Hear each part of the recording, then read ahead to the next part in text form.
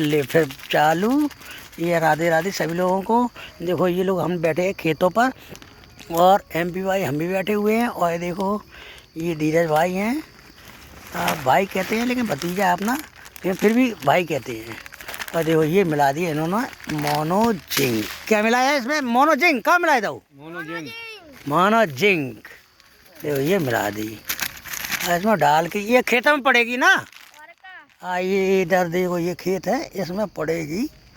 ये देखो गेहूं की फसल है और गेहूं पड़ती है। गेहूं में क्या सभी फसलों में पड़ती है हमारे ख्याल से। सभी में डरते हैं क्या है?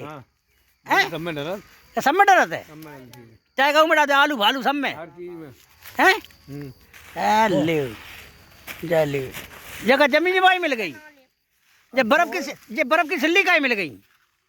काहे जम गई का फ्रिज में धारी थी। ले फ्रिज मान ले बता देखो। अच्छा फ्रिज